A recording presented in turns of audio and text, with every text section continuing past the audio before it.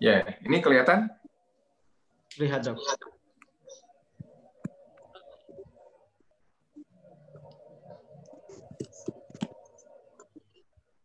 Baik, kita lihat bagaimana gaya hidup sehat itu sebetulnya gaya hidup yang seimbang atau yang tawazun, ya. Allah berfirman, ini terkait dengan puasa. A'udzubillahi minasyaitonir rajim. Ya ayyuhalladzina amanu kutiba alaikumussyam kama kutiba alal ladzina min qablikum la'allakum tattaqun. Jadi puasa itu diwajibkan kepada kita sebagai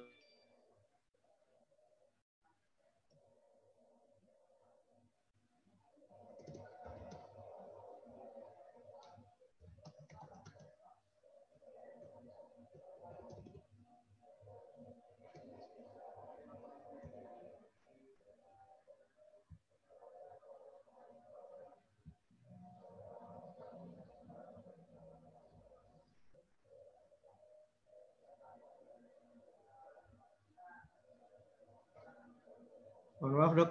Suaranya menghilang.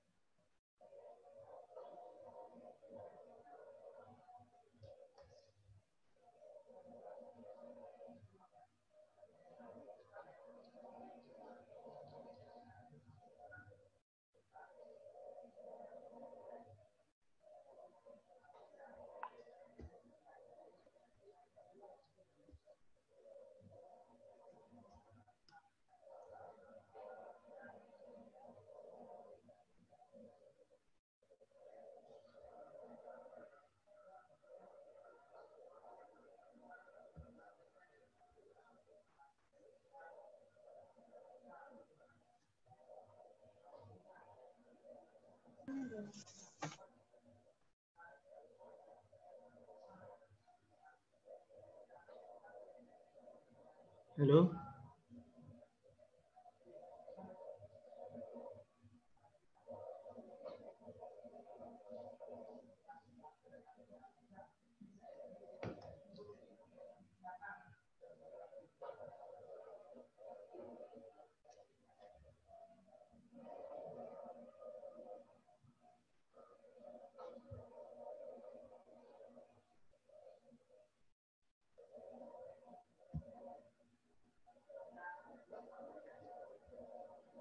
Dokter Piprim.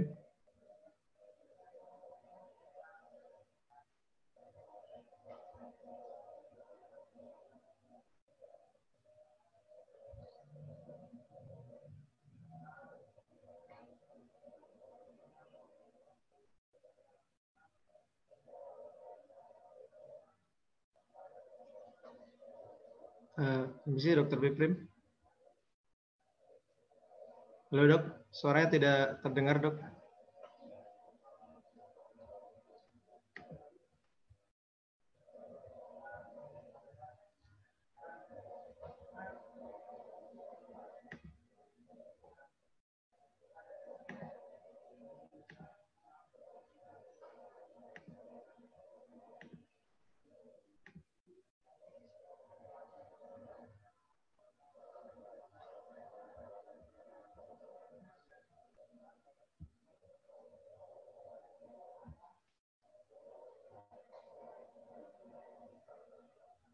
kedengaran nggak? Nah, sekarang sudah, Dok. Iya, maaf. Ini saya mau lift sebentar ya. Ini apa? Macet soalnya. Bentar ya, saya lift dulu nanti masuk lagi. Iya, Dok. Baik.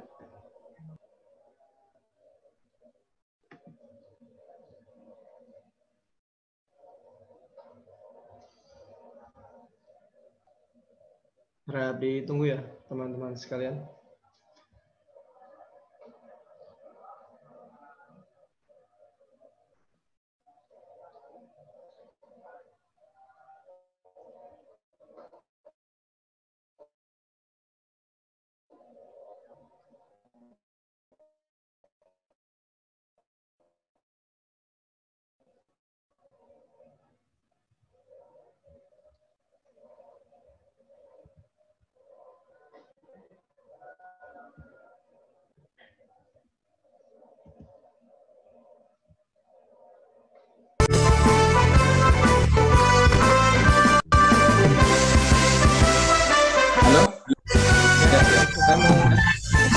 start lagi ya.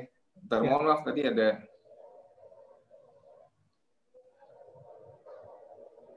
Ini kok macet kenapa ya?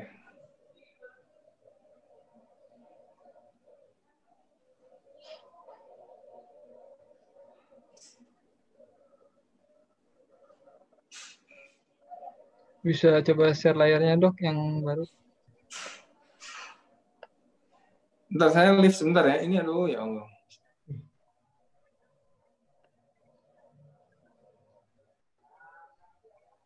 Mungkin kalau misalnya macet bisa kami tampilkan, Dok. Slide-nya.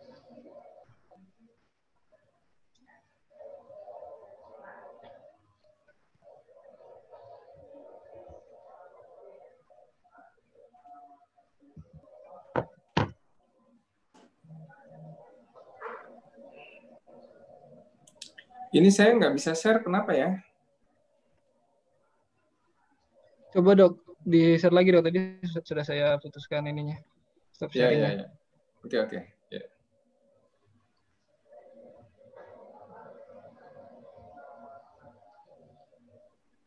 Nah, Ya. sudah dok. Bisa ya? Bisa, Dok. Dok. Untuk Oke ya.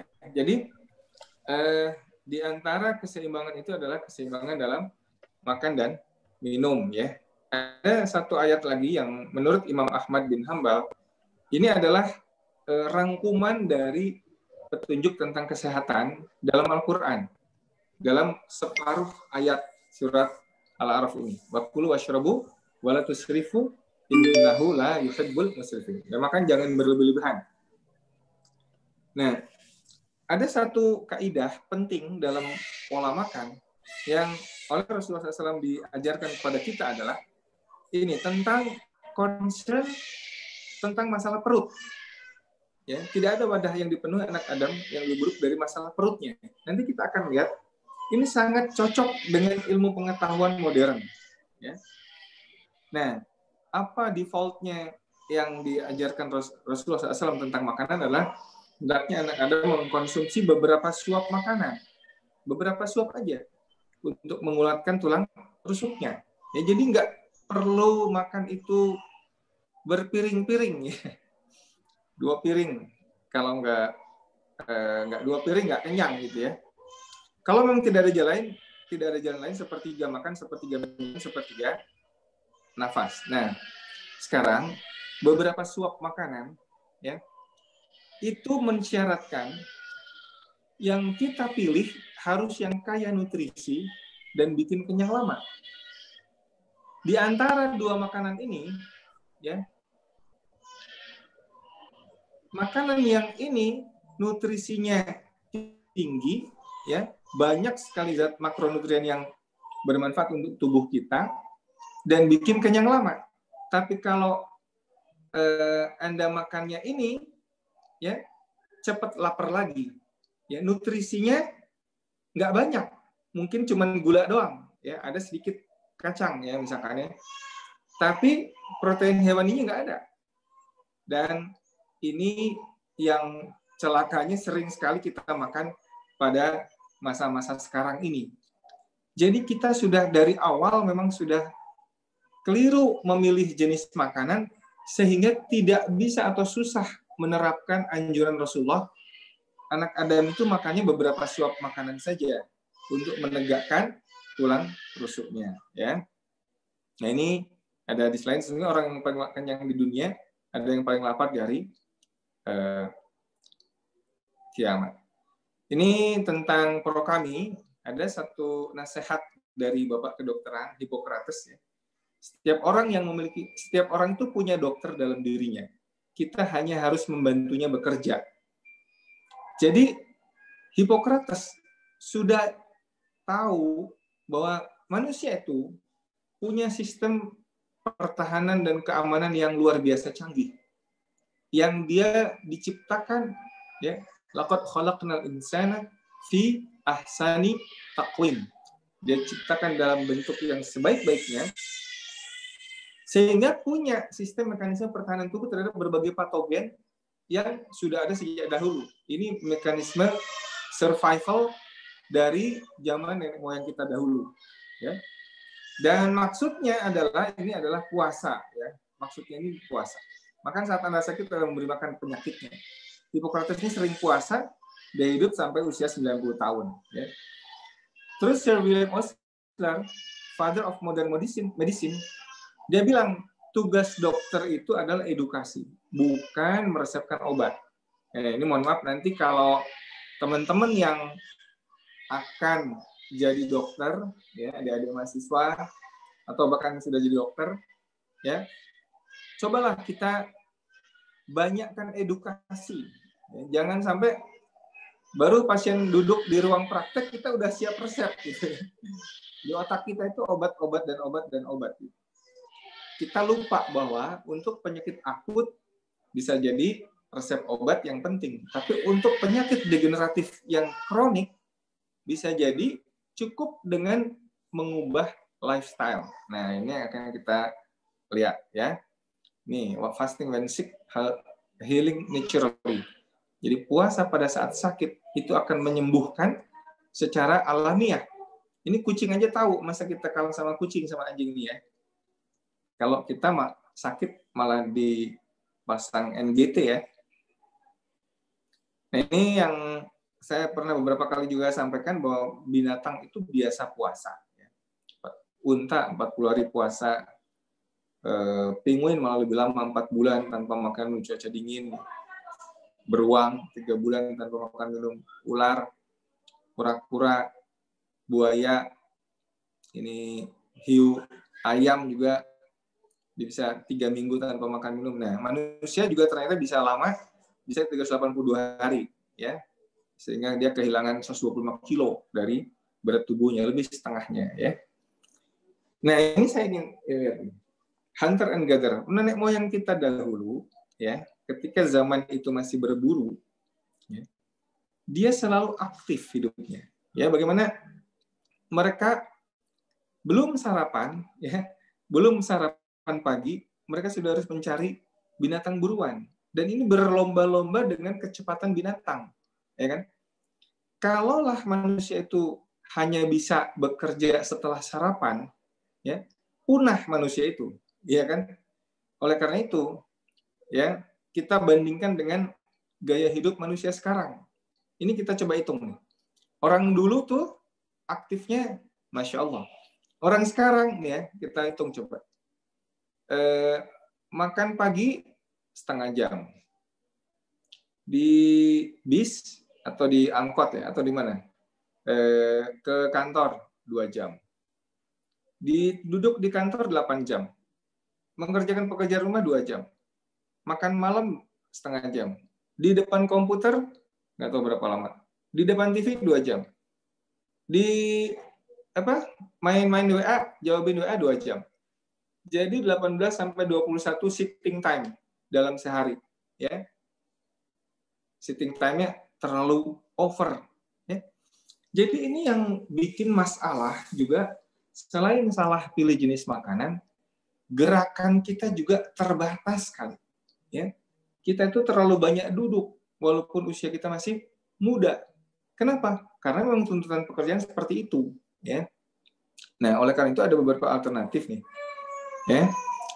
Jadi harus ada keseimbangan. Ini yang disebut dengan keseimbangan tadi, al-mizan yang diwanti-wanti oleh Allah dalam surat Ar-Rahman tadi, ya. Keseimbangan antara apa? Antara tidur dan istirahat dan healthy eating. Ya. Makan hanya dengan makanan yang kaya nutrisi, ya. Dan di sisi lain puasa dan exercise. Nah, di sini kita masuk bahwa puasa dan olahraga itu bagian dari keseimbangan hidup yang harus selalu dilakukan oleh manusia modern. Sebagaimana orang-orang dahulu juga melakukannya tanpa sadar, ya, tanpa sadar. Kalau sekarang kan makanan melimpah ruah, jadi susah untuk puasa, ya. Ini orang dulu, kita lihat di sini dia berburu sebelum sarapan, ya, ini juga masih cepat. Nah, kalau dapat buruan dia makan sampai kenyang, udah gitu tidur di awal waktu. Orang dulu karena nggak ada listrik, nggak ada Netflix, ya, nggak ada HBO, nggak ada TV apa-apa gitu ya, nggak ada tontonan sampai malam, dia tidur di awal waktu. Nanti bangun di pagi-pagi, ya. Jadi cukup tidur, ya, cukup tidur, healthy eating, banyak cukup istirahat, ya. Tapi dia diimbangi dengan puasa dan olahraga, ya. Nah, ini adalah beberapa alternatif solusi ketika kita di kantor itu biar nggak duduknya lama banget. Ya, misalkan ngetik sambil berdiri, dan ini ada bahkan ini sambil treadmill, ya. Ini sambil sepeda statis, ya. Banyak cara, ya. Ini juga. Jadi banyak cara agar kita itu bisa tetap beraktivitas sambil bekerja. Nah, ini saya juga beli bola ini di kantor, ya. Ini bisa sebagai latihan core. Jadi ini kita harus nahan perut sama core ini. Kalau enggak ngeblak ke belakang, ya. Nah, ini pakai sepeda statis, ya. Jadi kita masih bisa mensiasati walaupun kita kerja di kantor, bagaimana healthy lifestyle ini dari sisi aktivitas fisik. Karena ini ya, walaupun ini seperti duduk, ya, tapi ini harus kuat dan perut juga harus kuat. Jadi harus ada kontraksi otot, ya. Kalau enggak nanti ngegeblak, ya. Ini harus ada latihan dulu, ya. Jangan ngantuk. Kalau ngantuk yang geblak, ya. Nah, sebetulnya manusia itu tadi kembali ke masalah puasa, dia punya dua bahan bakar, ya, dua bahan bakar. Lebih canggih daripada mobil ini, ya. Nih, ketika manusia itu puasa, ya, dia bisa bikin gula sendiri, gluconeogenesis. Dia otaknya bisa disupport oleh keton dan tetap juga oleh gula. Bahkan keton ini pada saat dia puasa yang cukup signifikan, dia bisa mensuplai 65% dari kebutuhan otak. Dan keton ini energi super, ya. Dia bisa 4 kali lipat ATP-nya, ya. Dan ROS-nya setengahnya. Jadi asapnya itu setengah dari gula. ATP-nya 4 kalinya. Jadi sebetulnya kalau orang berpuasa ketika ketonnya sudah terbentuk, ya, makanya orang-orang dahulu, orang-orang purba itu ketika dia puasa, dia masih bisa mengejar buruannya, ya. Dia puasa bisa 1-2 hari, tapi dia bisa tetap aktif, ya, mengejar buruannya. Kenapa? Karena otaknya pakai keton, ya. Keton, ya, tetap ada pakai gula, tapi gulanya bikin sendiri, gluconeogenesis. Ya, nanti kita akan lihat. Nah, ini penelitian puasa itu dikerjakan oleh Dr. Cahill, ya, yang pakar puasa dari Massachusetts, Boston. Dia lihat seperti ini. Ketika sumber eksogen makanan kita itu sudah habis, ya, 6 jam itu sudah mulai habis, maka cadangan glikogen dibongkar. Glikogen liver itu cuma 100 gram. Artinya 400 kalori doang, ya. 400 kalori. Jadi kalau kita lari 1 jam, 600 kalori, ya, glikogen itu udah habis. Nah, begitu glikogen habis, tubuh itu akan bikin gluconeogenesis. Jadi, kita lihat, ini penelitian ini pada puasa mahasiswa 40 hari. Dipuasakan 40 hari. Nah, ini lihat. Pada puasa 40 hari, glukosa itu nggak pernah nol. Dia sekitar 70 mg per desiliter, ya. Dan kita lihat kadar ketonnya meningkat. Keton, kemudian acetat. Ini 2 bentuk keton, ya. Ada satu lagi aston, tapi aston dikeluarkan lewat nafas, dan itu di awal-awal. Dan otot bisa pakai free fatty acid. Jadi ini adalah bahan bakar ketika orang itu berpuasa. Ya, glukos itu nggak pernah sampai nol, nggak ada hipoglikemia pada orang puasa, ya. Yang ada adalah hipoglikemia relatif karena dia belum pandai bikin keton, ya. Ini keton kadar keton pada beberapa usia. Newborn, kita lihat bayi baru lahir itu baru juga berapa jam? 3 jam itu sudah keluar ketonnya. Oleh karena itu bayi baru lahir dia boleh ASI-nya itu nggak ada sampai 2 kali 24 jam.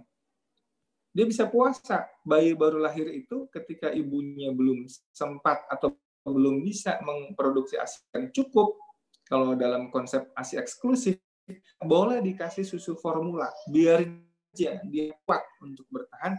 Gara-gara ini beta butirat ini keton badis ya. Makin lama ini ya, lihat, makin lama dia makin butuh waktu lama untuk produksi ketonnya ya. Tapi pada orang dewasa dia keton itu kadarnya cukup ketika dia sudah 16 jam berpuasa ya. Ini yang tadi pada saat puasa glukosa itu cuma 35% di otak, pakai otaknya. Sisanya 65% itu keton ya. Nah, pipisnya orang puasa ya, orang puasa yang signifikan itu beda nanti. Kalau puasanya sebentar-sebentar nggak berubah ya. Tapi ini kalau puasa 40 hari kayak mahasiswa tadi berubah, ureanya jadi sedikit ya. Nah, ini dia. Keseimbangan di tubuh kita itu sebetulnya sangat tergantung dengan hormon induk yang namanya insulin ya. Kenapa? Insulin itu intinya di sini dia. Jadi kita itu sebetulnya sebagaimana nenek moyang kita dulu punya kemampuan yang harus dijaga seimbangan antara lipogenesis dengan lipolisis. Ya kan? Peran insulin itu ketika dia tinggi kadarnya, dia selalu lipogenesis. Tapi kalau insulinnya rendah, dia lipolisis. Nah, problem orang modern, karena dia nggak pernah gerak dan nggak pernah puasa, makannya 6 kali sehari, insulinnya tinggi terus. Jadi yang terjadi adalah selalu kondisi lipogenesis. Itu problem manusia modern. Nah, ini kita lihat. Ini increase insulin, ini decrease insulin. Ketika decrease insulin, disinilah ada lipolisis. Ketika ada increase insulin, di sini adalah lipogenesis. Kita manusia modern melanggar prinsip tawazunitas dari ini, lipogenesis dan lipolisis. Kenapa? Karena kita lihat, kita ada breakfast. Breakfast ini kan harusnya buka puasa ya. Buka puasa itu kan yang namanya puasa, masa buka puasa itu jam 5 pagi, jam 6 pagi, ya kan? Kalau itu sarapan, kalau Indonesia lebih benar sarapan. Kalau breakfast originalnya sebetulnya nggak boleh terlalu pagi breakfast itu, ya kan?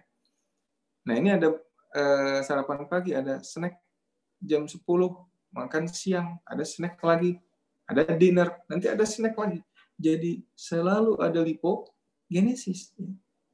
Itu yang bikin masalah. Nah, ini ketika orang itu menerapkan puasa ya 8 jam eating window, jadi katakanlah ini jam 12, ini jam 20, maka yang terjadi adalah yang increase insulinnya cuma sebentar, tapi nanti di sini panjang ya, panjang. Apalagi kalau ada puasa 20 jam ya, 4 jam atau kurang jam makannya ya. Ini misalnya pada orang yang saum Ramadan tapi sahurnya air putih misalnya. Sahurnya air aja. Bersahurlah kamu walaupun dengan seteguk air putih ya. Ini alhamdulillah saya sering kali begini. Kalau lagi pingin makan ya makan aja, tapi kalau lagi pingin air putih aja. Alhamdulillah tadi pagi sahur saya air putih dan masih bisa sepedaan seger selama berapa tadi 15 kiloan ya sepedaan, dan sekarang pun masih seger, nggak ada lemas-lemesnya. Kenapa? Karena tubuh saya alhamdulillah sudah bisa lipolisisnya efektif. Nanti kita akan lihat mengapa penting sekali mengakses cadangan lemak kita ya, karena cadangan glikogen itu terbatas, hanya 100 gram, hanya 400 kalori. Nah, sedangkan cadangan lemak itu bisa 126.000 kalori ya, tergantung berat badan kita. Nah, ini. Jadi ketika makan itu terus-menerus, ada yang disebut insulin resisten. Nah, insulin resisten ini yang jadi problem manusia modern ini ya. Jadi dia bisa hiperinsulinemia, ini bisa bikin obes karena dia lipogenesis terus, bikin kanker ya, bisa HDL-nya kolesterol baiknya rendah, bisa inflamasi kronik, hipertensi, aterosklerosis ya, DM ya. Ini problem ketika orang itu terus-terusan tinggi insulinnya. Jadi Nah ini, orang-orang modern ya, mungkin karena adik-adik ini masih muda ya, belum banyak merasakan seperti ini. Tapi nanti kalau udah usianya 40-an, ketika kok susah turun ya berat badan saya, kok lapar melulu ya, kok cepat capek ya. Yang perempuan kok ada kista ya. Nah, kista ini bagian dari insulin resisten ya, polycystic ovarian syndrome. Ini kemudian nanti susah punya anaknya. Ini hormon imbalance ya. Tiroidnya rendah, kemudian ini buncit ya, dan juga sering migrain. Ini nyeri-nyeri yang berpindah-pindah ya, dan lelah setelah makan. Kan aneh, kok habis sahur saya malah ngantuk habis subuh ya. Ya sahurmu itu sepenuh perutmu gitu. Ya kan?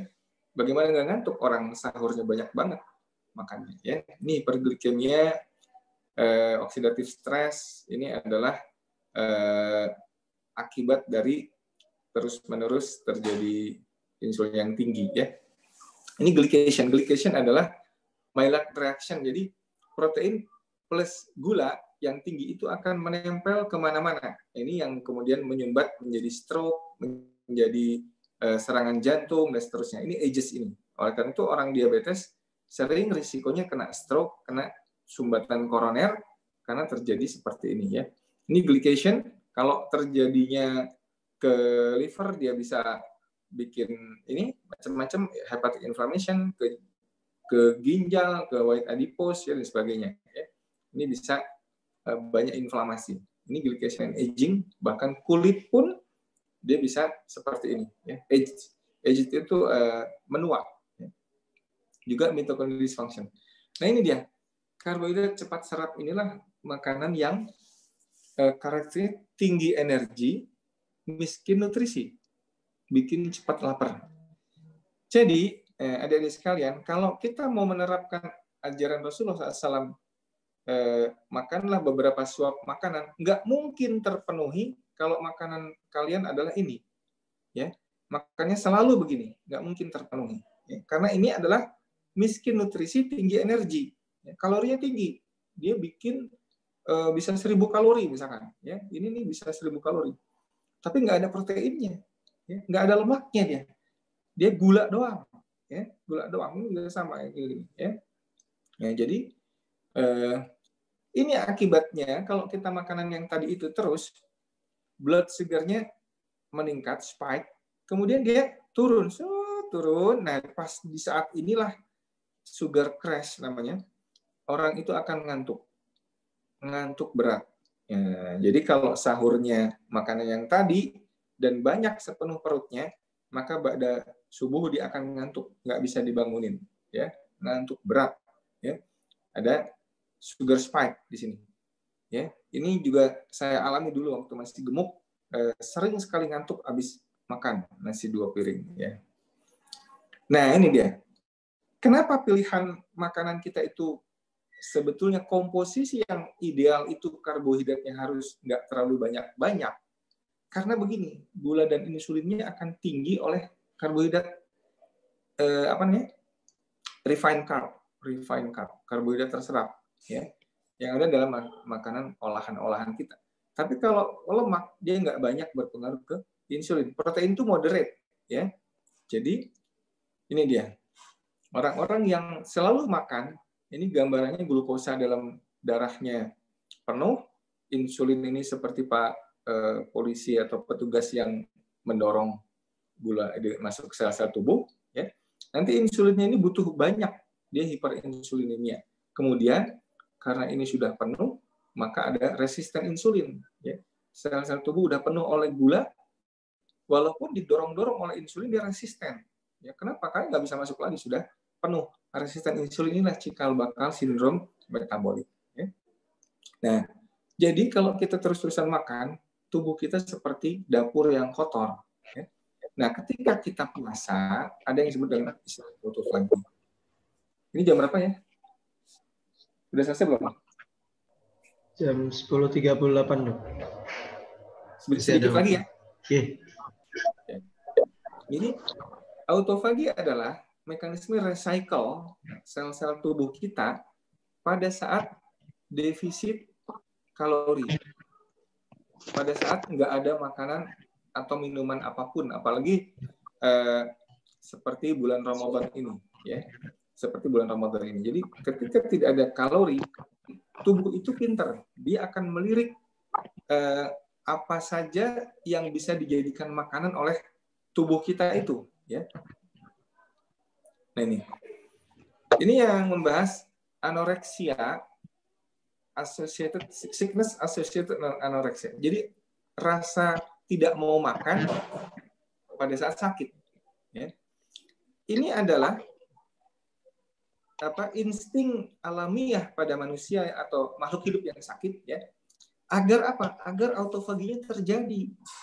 Kenapa sih autofagi penting banget? Ya. Ini jangan kalah sama kucing sama anjing, ya. Ini dia.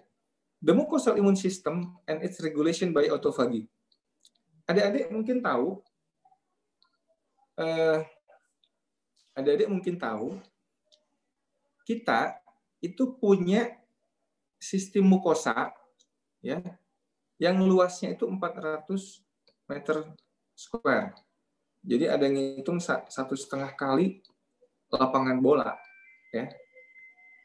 Gitu. Sistem mukosa kita itu terdiri dari banyak banyak sel-sel atau organ imunitas kita, ya.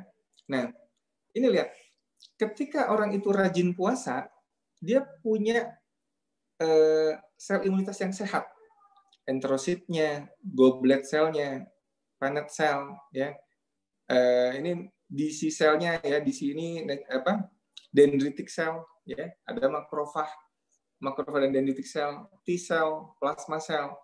Ini dalam keadaan sehat. Tapi ketika autofaginya impairment, ya, kalau orang terus-terusan makan, jarang puasa, ya, maka sel-sel imunitasnya pun bermasalah. Lihat, ini kayak gini, mukus sekresinya kayak gini, ya. Ini MHC2-nya juga nggak bisa presentasi dia. Interleukinnya ini sedikit, ini jadi inflamasi, ya. Makrofagnya dia susah untuk fagositosis dan membunuh kuman. T-cell survivalnya ini yang sel limfosita yang harusnya banyak, ya. Kalau autofagi sedikit, dia tua dan sedikit. Ini juga plasma selnya buat antibodi sedikit. Jadi autofagi yang impair, yang melemah, itu akan berpengaruh pada sistem imunitas kita. Oleh karena itulah puasa itu sangat baik dikerjakan untuk mengaktifkan kembali autofagi, khususnya di zaman wabah COVID seperti ini. Ya. Ini kita lihat. Ketika autofagi, ini dependensi ke autofagi. Ini yang hijau-hijau ini yang berefek bagus ke kesehatan kita. Ya. Yang hijau-hijau ini sangat dependen dengan autofagi. T-regulator, memori CD8, memori CD4. Ya. Metabolic programnya oksidasi fosforilasi. Main fuelnya lemak. Jadi kalau seseorang sudah pandai mengakses bahan bakar lemaknya dengan cara puasa yang rajin dan cukup panjang, maka profil dari limfositnya profil limfosit yang tenang, yang nggak inflamatif. Tapi kalau ini orang sering makan gula, ya, aerobik glikolisisnya terus-terusan, maka tipenya adalah tipe T helper 2, T helper yang berangasan, yang bikin inflamasi. Ya. Oleh karena itu, nggak heran, ini terjadi pada orang-orang DM, misalkan, orang-orang obes, maka ketika dia terserang COVID-19, dia berangasan, dia kemudian timbul namanya cytokine storm. Cytokine storm. Kenapa? Karena dasar awalnya memang sel-sel pertahanan tubuhnya ini nggak ada nih yang kalem-kalem, yang regulatori, yang penyusun serangan balik, yang mematikan itu nggak ada. Adanya yang sel-sel berangasan yang bikin inflamatori, bikin badai sitokin terjadi. Nah ini dia. Ini kalau di autofagi kompetensi selnya banyak, ya, tapi ketika atau autofaginya deficient, ya, maka yang hijaunya ini sedikit, tapi yang orange, yang kuning, yang berangasan ini jadi banyak. Ya. Ini nih T helper 1 dan ini jadi sedikit juga, gitu. Ya. Nah, itu tentang autofagi. Jadi autofagi ini dihambat oleh mTOR. mTOR ini adalah satu unsur ketika dia banyak nutrisi ya untuk growth ya, ini mTOR-nya akan aktif. Nah, AMPK itu kalau dia energinya menurun, nih ATP-nya menurun, jadi AMPK-nya aktif dan kemudian akan ada autofagi. Autofagi itu ngapain sih gitu ya? Autofagi, ntar dulu ada gambar yang lebih ini nggak? Oh, sorry.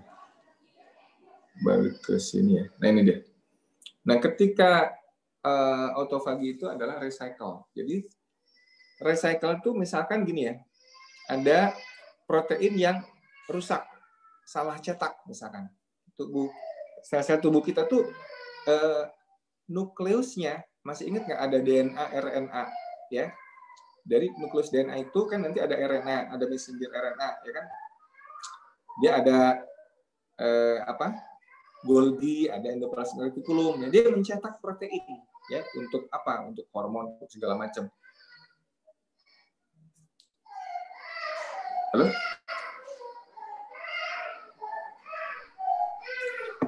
Halo, ini masih dengar nggak ya? Ya, masih dok. Masih ya?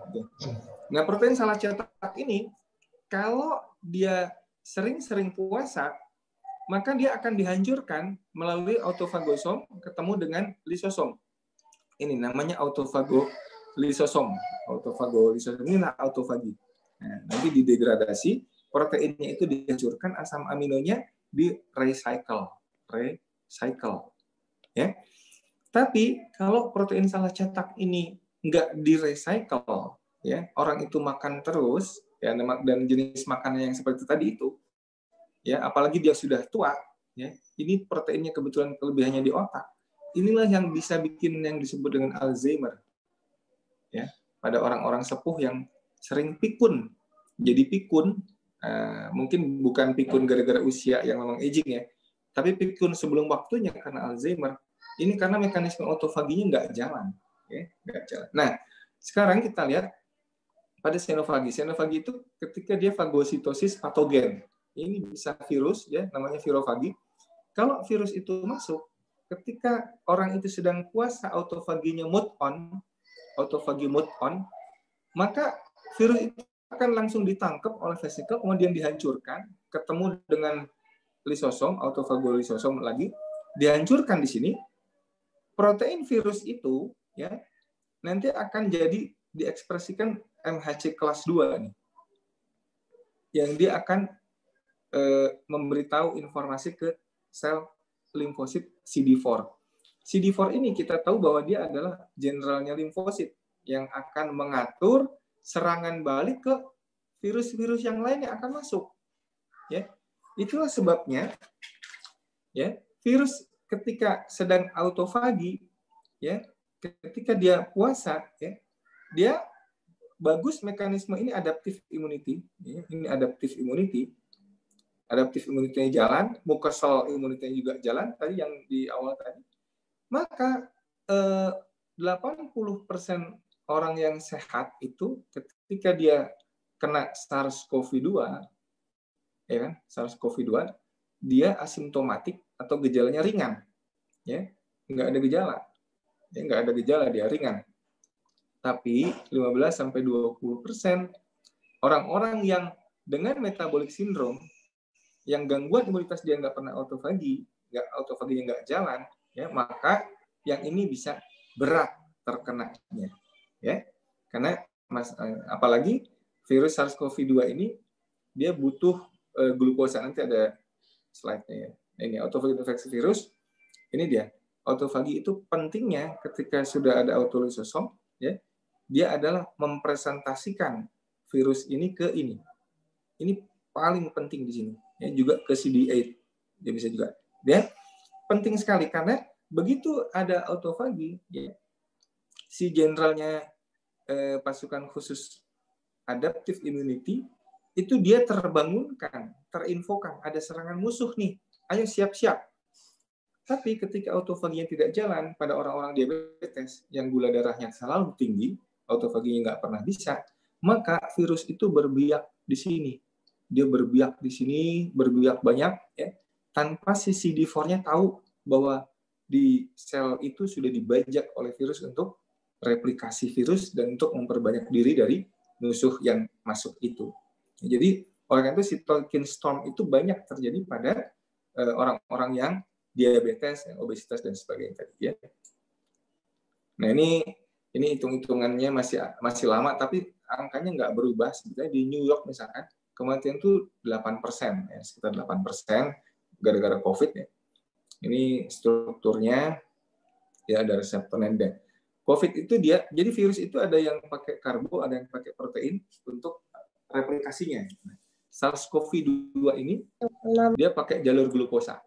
Oleh karena itu, kenapa orang yang DM itu bisa sering fatal? Karena replikasi virusnya memang jalur glukosa ini, ya.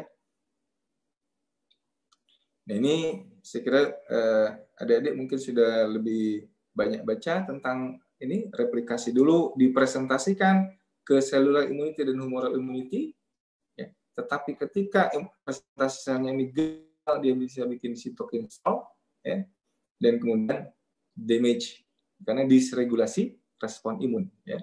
Nah ini dia, kalau dia ada ARDS, ya, ARDS kita lihat ada hyaline membran, alveolnya penuh. Ini bagaimana bisa bernafas kalau alveolnya seperti itu, ya.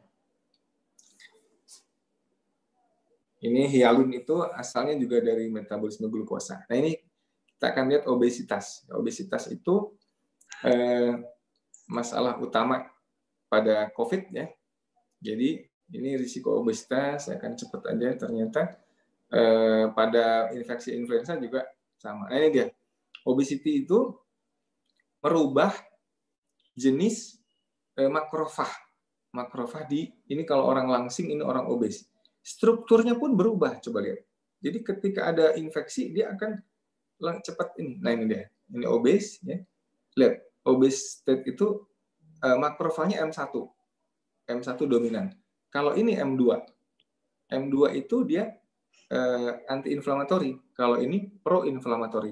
Jadi nggak heran ketika ada infeksi apapun, ya, reaksi inflamasinya berlebih-lebihan pada orang-orang yang obesitas. Ya, tapi pada orang-orang yang lean, yang kondisi metaboliknya sehat, dia bisa. Ini saya ingin menutup paparan saya ini dengan satu jurnal. Ya. Ini lihat, optimal metabolic health, ya, prevalence pada survei 2009-2016 di Amerika Serikat, ya, American Adults. Ini tahun 2018, jurnalnya masih relatif baru. Yang dia nilai apa? Ini saya ringkaskan di sini. Parameter kondisi kesehatan metabolik. Jadi ini bisa dipakai untuk di kita juga bisa. Ini kalau ini sudah Asia ya, lingkar pinggang. Ini harus kurang sama dengan 80. Saya kira kalau adik-adik masih muda, saya kira banyak lah yang begini ya. Gula darah puasa, HbA1c, trigliserid, HDL, kolesterol. Ini harus tinggi ya, kolesterol baik, tekanan darah. Tidak minum obat apapun. Jadi kalau 7 ini terpenuhi, orang itu disebut punya kesehatan metabolik yang optimal, ya kan? Coba Anda bisa mengukur sendiri nih, gimana Anda? Saya kira kalau masih muda harusnya sih bagus, ya. Harus bagus. Jadi kalau mau check up, ini nanti bisa di screenshot. Kalau mau check up yang kayak gini nih, yang dicek, ya. Coba pertanyaan saya, ada nggak LDL kolesterol? Nggak ada. Ya. LDL kolesterol tuh nggak menjadi parameter di sini, ya. Nah ini hasilnya. Overall, orang itu cuma 12% yang sehat. Artinya 88% dia tidak sehat secara metabolik, iya kan? Bahkan yang masih muda-muda, yang seumur adik-adik ini, cuma 23% yang sehat secara metabolik berdasarkan 7 parameter tadi. Artinya ini apa? 23 berarti kan 77% yang sakit. Walaupun dia masih muda, apalagi makin tua, 40-59, seumur saya hanya 9%. Di atas 60 hanya 2%. Jadi nggak heran ketika orang-orang Amerika ketika terserang COVID dia bisa seperti itu. Ya, ini impact of obesity and metabolic syndrome. Ya, dia impact immunity orang obes itu. Ya, nah ini short term hyperglycemia. Ini kalau kita sering jajan teh boba atau apa, Hiperglikemia sebentar aja bisa mempengaruhi ini neutrofil. Ya, gerakannya dia lengket di sini di lingkungan. Jadi susah untuk bergerak. Ya. Ini juga, nah jadi akhirnya sebetulnya, jadi bagaimana sih gaya hidup sehat yang dianjurkan itu? Ya seimbang antara periode makan, periode tidur, periode puasa, dan periode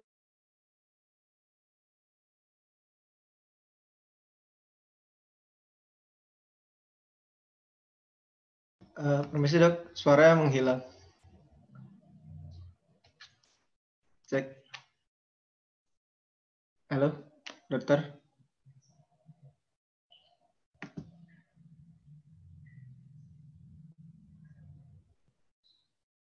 Halo dok, suaranya menghilang dok.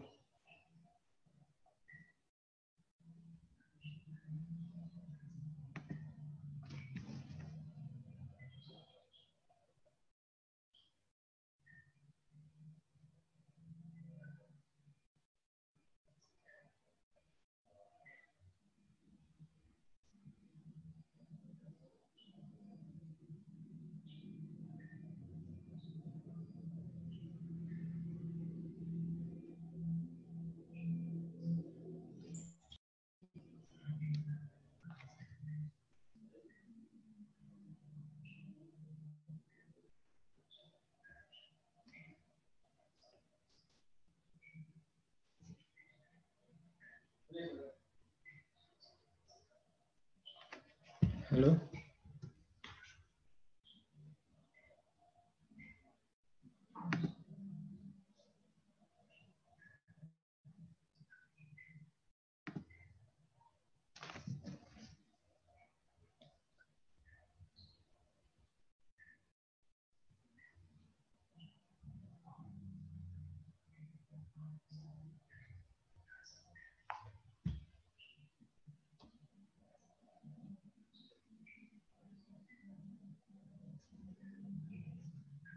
Harap ditunggu sebentar ya, teman-teman. Sedang ditanyakan.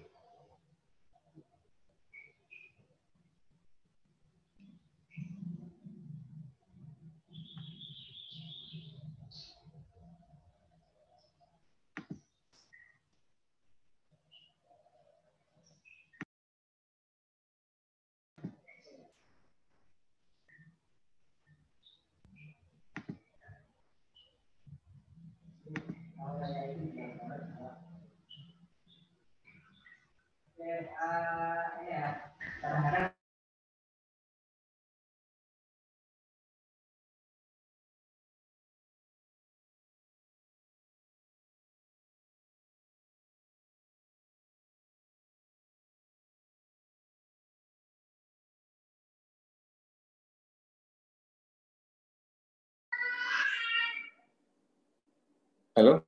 Ya, halo. Ya, sudah terdengar. Ya.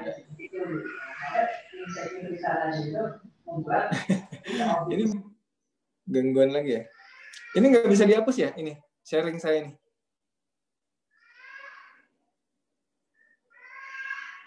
Coba ini saya nggak bisa hapus ya. Coba dengan Mas bisa nggak? Mas Noval. Mungkin. Mas Noval ini dihapus sharing saya bisa nggak? Nah gitu.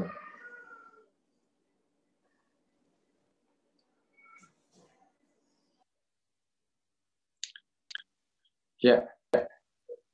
Tadi putusnya lama ya? Iya, Dok.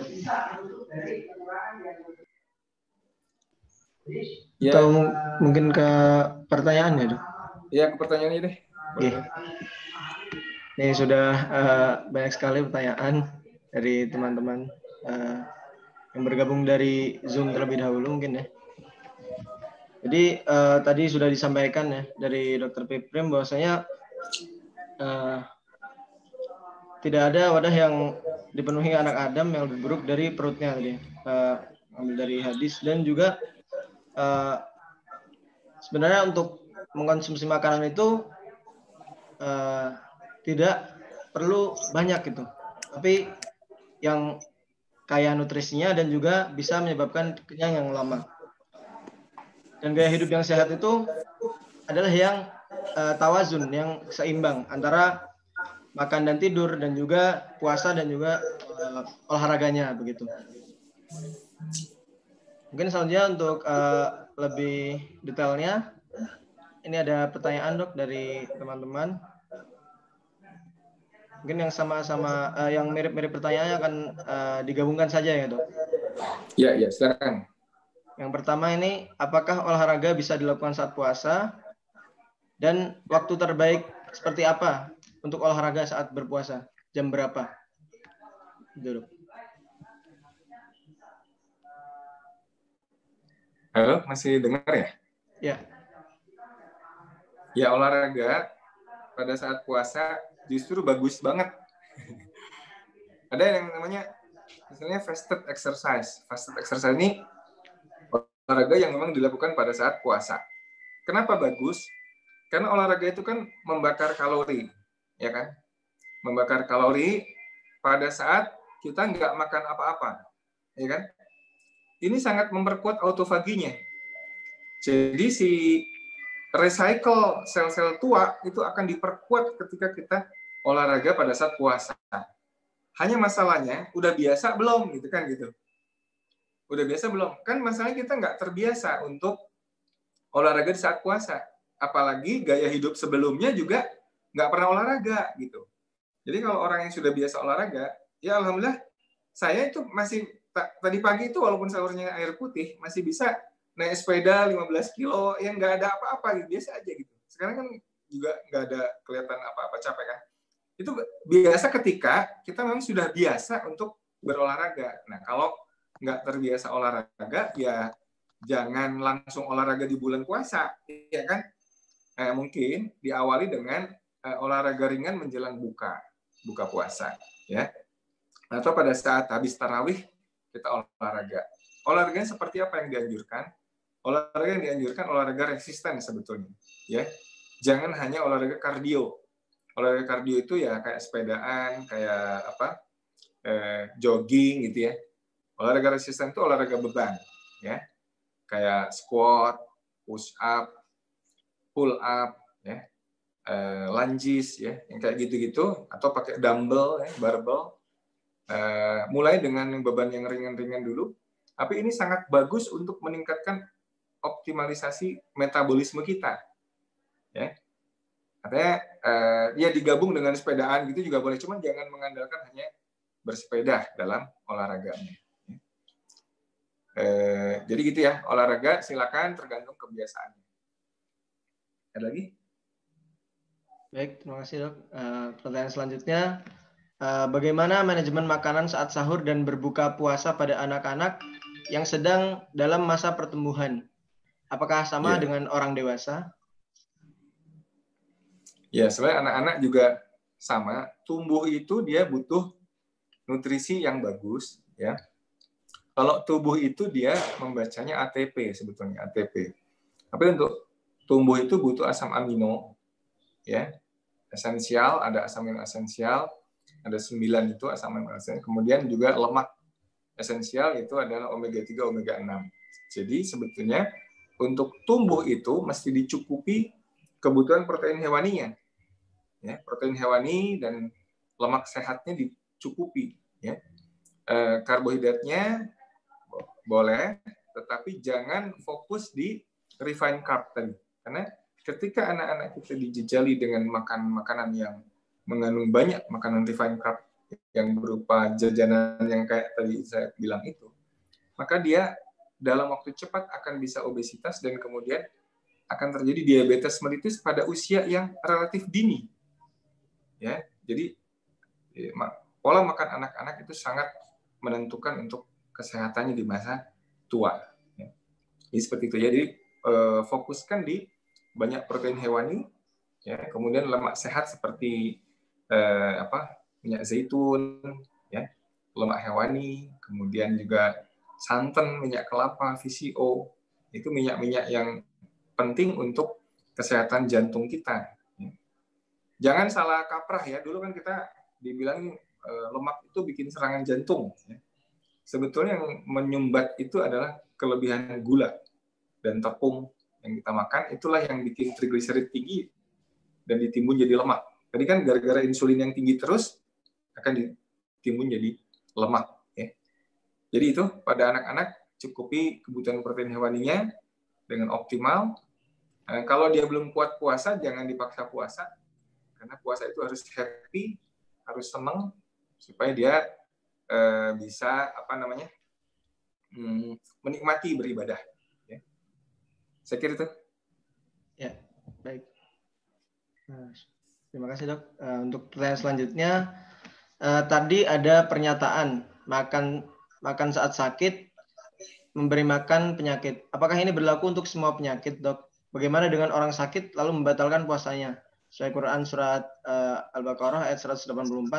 Apakah ini malah memperberat penyakitnya? Ya. Jadi kalau kita lihat sakit yang prinsipnya gini. Kalau kita terkena penyakit akut dan nafsu makan itu hilang, ya kan? Nafsu makan itu hilang, itu tandanya bahwa kita memang mesti puasa. Kita kasih kesempatan tubuh itu untuk merecovery dirinya sendiri, ya. Tapi tentu nggak boleh lama-lama, sampai kemudian timbul nafsu makannya. Ya, biasanya sih puasanya mungkin 24 jam dulu, ya. Jadi jangan jangan terlalu lama juga. Jadi ada saatnya puasa, kemudian kita mesti ada asupan nutrisi juga, karena nutrisi itu juga dibutuhkan untuk pembentukan antibodi, ya, antibodi itu kan tentu dari protein, ya, dari protein. Jadi mungkin puasanya sampai nafsu makannya ada, baru dia makan. Nah sekarang ada rukhsah, boleh tidak puasa pada orang-orang sakit, ya kan?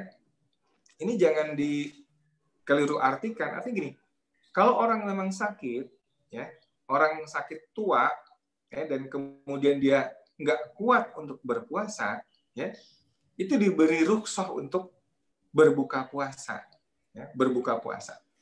Tapi yang dimaksud dengan ucapan Hippocrates tadi, memberi makan pada saat sakit sama dengan memberi makan penyakitnya, ya, ini pada saat awal penyakit, yang pada saat fase akutnya, ya, pada saat fase akut.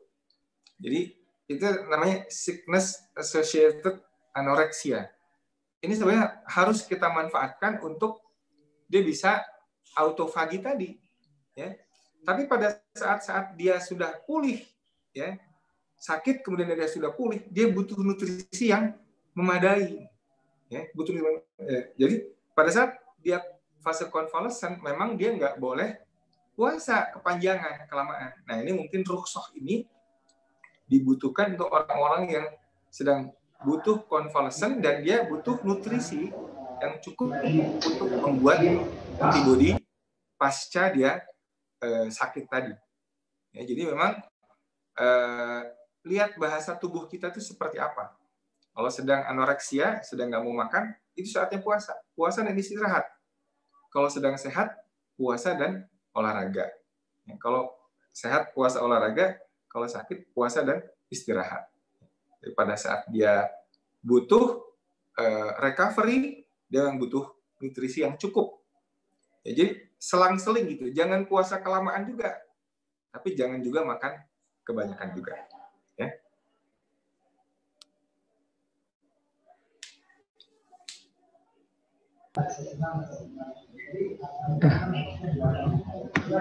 Baik, terima kasih dok. Untuk pertanyaan selanjutnya dari Rizka Wahyuni, izin bertanya dok untuk KIE. Tadi dokter menjelaskan kita dianjurkan untuk lebih meng-KIE pemeriksaan dokter daripada memberikan obat. Sedangkan saya berada di suatu daerah yang rata-rata mereka memiliki pemikiran ketika saya pergi ke Vaskes, ya tujuannya berobat. Kalau hanya KIE itu belum dikategorikan menyelesaikan masalah yang mereka bawa ke Vaskes. Bahkan juga kalau hanya diberi satu macam obat, mereka bertanya, kenapa hanya satu obat? Mohon arahan cara mengedukasi dengan baik. Dan yang kedua, langkah awal apa yang harus saya ambil dalam memulai pola makan yang baik? Mengingat saya sudah mencoba berkali-kali untuk pola hidup sehat. Terima kasih. Ya, KIE ya. Jadi ya memang itu karena tradisi sebelumnya memang tradisinya keliru. Jadi begitu sakit itu pasti obat gitu ya. Sakit obat itu. Bahkan nggak sakit pun jadi minum obat. Nah, ya, berbagai suplemen segala macam. Nah, bagaimana cara mengubahnya? Ya tentu pelan-pelan, ya, perlahan-lahan. Kalau perlu obat itu dikasih placebo aja. Ya kadang-kadang di kampung itu dia efek placebonya yang lebih dominan. Ya, dia minum obat placebo aja mungkin juga sembuh juga karena efek psikologisnya. Karena obat-obat simptomatik itu dia sebetulnya kan jadi gini, bedakan antara penyakit akut dan penyakit kronik. Kalau penyakit akut memang dia butuh seperti antibiotik gitu ya.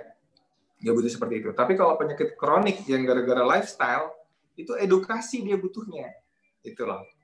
Nah, jadi bukan selalu obat dan obat dan obat. Nah, dokternya memang harus belajar bagaimana root cause analysis. Jadi ini problem ini masalahnya apa sih gitu. Ternyata masalahnya memang orang ini kurang puasa misalkan ya. Ini kebanyakan makan gitu ya. Banyak misalnya gitu ya. Nah terus tadi pola makan sehat ya, gimana tadi? Ya, langkah awal Kedua? apa yang harus diambil dalam memulai pola makan yang baik? Mengingat saya sudah mencoba berkali-kali untuk pola hidup sehat. Oke, coba sekarang intermittent fasting, gabung dengan saum sunnah. Jadi mundurkan sarapanmu itu. Jadi sarapan itu jangan pagi-pagi, mundur mulai jam 10 misalkan. Nanti kalau udah kuat, mundur lagi mulai jam 12. Ya, jadi nggak pakai makan di pagi-pagi. Itu akan memberi kesempatan tubuh kita itu insulinnya rendah. Begitu insulin rendah, maka akan terjadi pembongkaran lemak. Itu yang akan kita harapkan. Masalahnya kita tidak pernah terbongkar lemak kita. Termasuk tadi ada yang nanya bagaimana mengatasi buncit ya. Coba intermittent fasting itu, ya.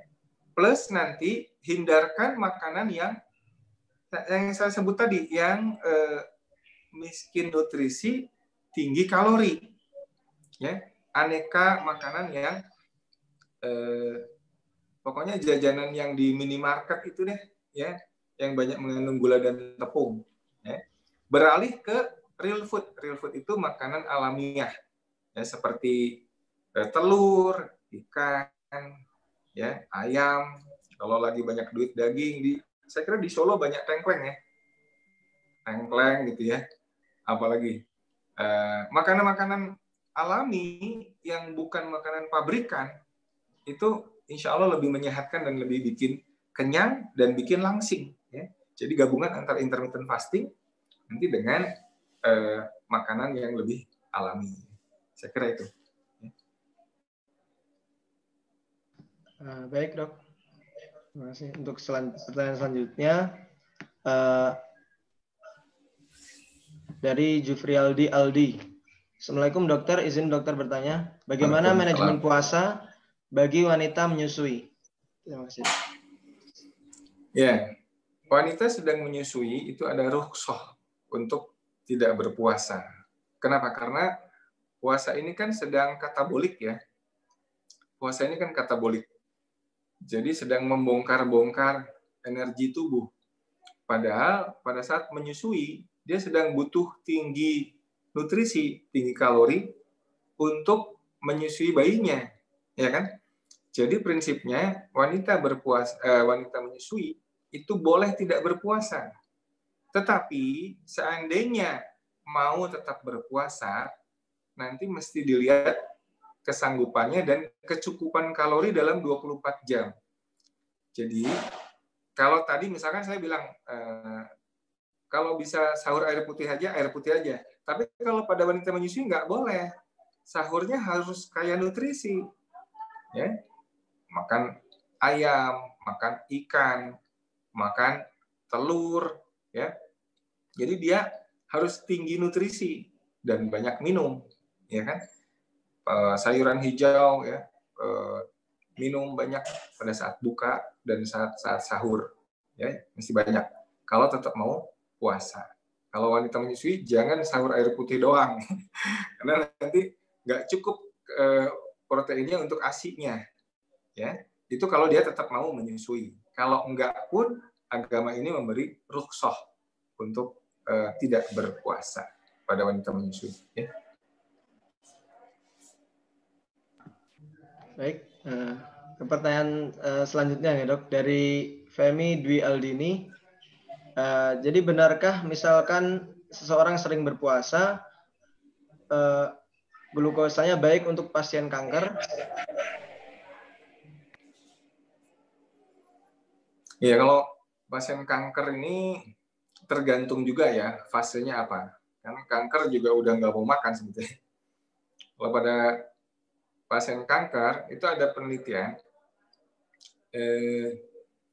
ketika kemoterapi dikerjakan, ya, sebelum dan sesudah kemoterapi dia puasa yang cukup, itu akan merecycle sel-sel imunitasnya.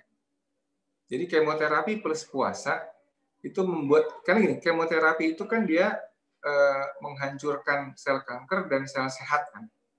Jadi sel sehatnya juga kelenger gitu. Nah, kalau pasca kemoterapi dilanjutkan dengan puasa yang cukup, itu akan merecycle sel-sel imunitas sehingga dia imunitasnya cepat timbul kembali pasca kemoterapi. Itu satu. Yang kedua, sebagian besar sel kanker itu hidupnya menggunakan jalur pembakaran gula, glikolisis. Ya. Sebagian besar sel kanker. Oleh karena itu, kalau orang itu puasa dari karbohidrat, ya, nggak makan karbohidrat, dia pindah pakai bahan bakar lemak, maka sel kankernya jadi sengsara. Sel kankernya kelaparan, sel kankernya jadi menderita, nggak ada nutrisi, dan ini mudah dihancurkan oleh kemoterapi. Jadi puasa atau stop karbohidrat itu bisa sebagai terapi tambahan untuk penderita kanker, tapi ini tentu dengan pengawasan dokter. Ya. Tapi bukti-bukti ilmiahnya sudah banyak, jurnal-jurnalnya sudah banyak tentang masalah ini, bahwa kanker itu makanan utamanya adalah gula, karena dia sel primitif.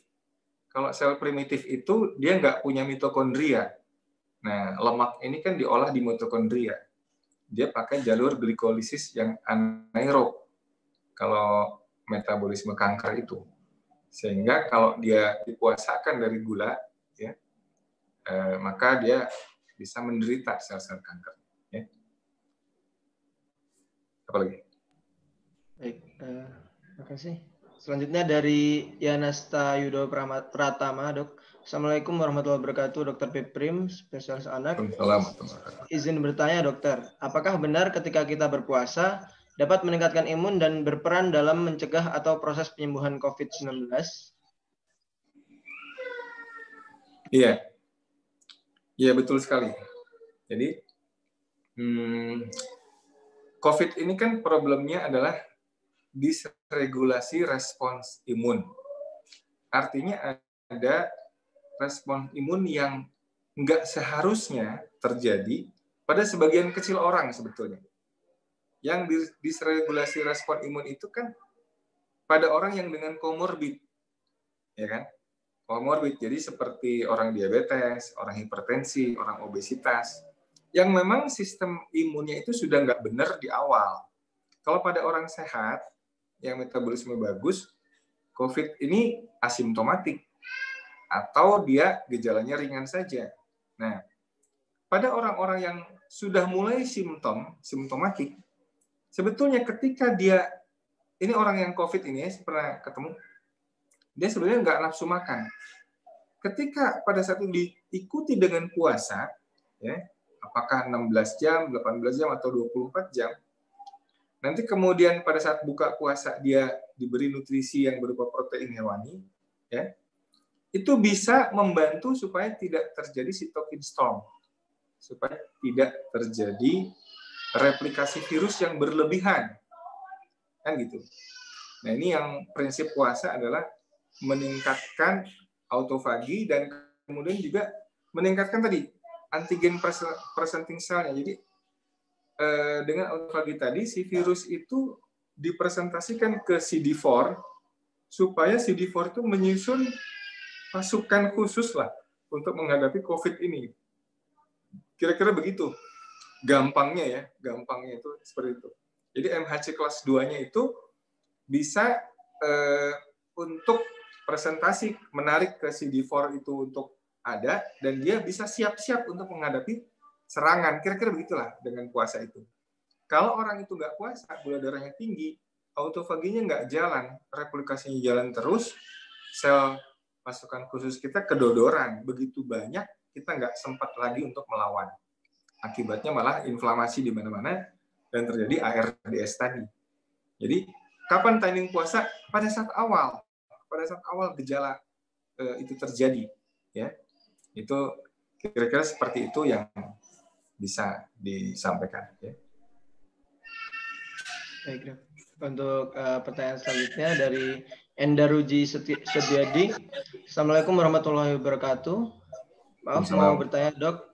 Inti dari penjelasan dokter adalah jika orang sehat, maka gejala COVID-19 itu tidak begitu kelihatan.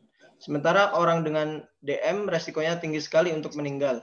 Pertanyaannya adalah, apa yang harus dilakukan oleh orang-orang berisiko tinggi seperti orang tua, DM, jantung, petugas medis, dan lain-lain, mengingat pemerintah kita sekarang juga tidak jelas kebijakannya dalam mencegah penyebaran COVID-19. Ya. Jadi kita alhamdulillah diberi bulan Ramadan. Iya kan? Diberi bulan Ramadan ini alhamdulillah. Orang dipaksa puasa. Yang tadinya makan melulu puasa.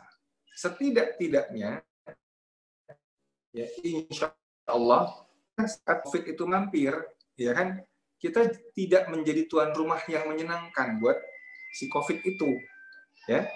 Nah sekarang bagaimana yang sudah kena, yang sudah sakit? Yang sudah sakit ya diteruskan saumnya itu diperbaiki pola makannya diperbaiki, di samping masker, cuci tangan, social distancing itu tetap, ya.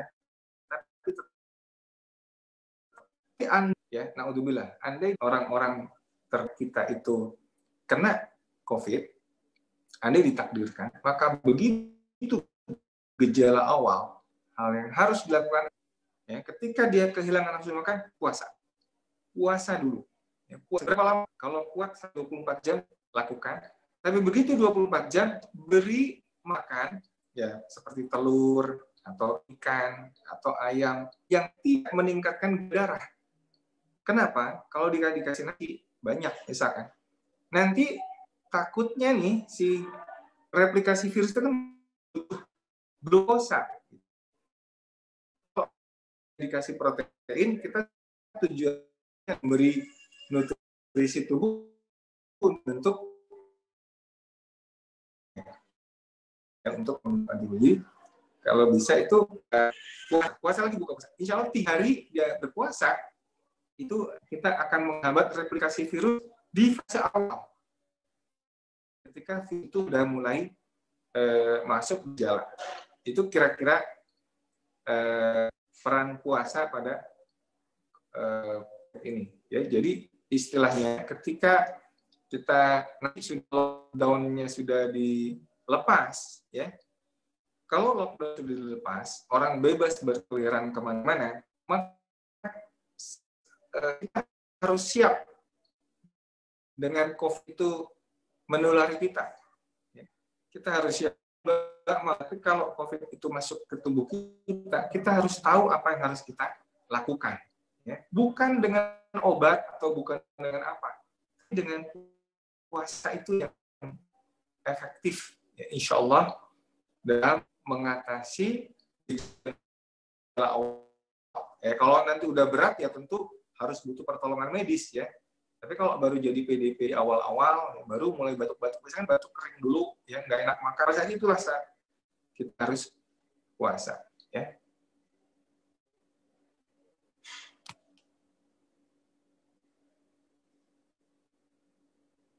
Halo?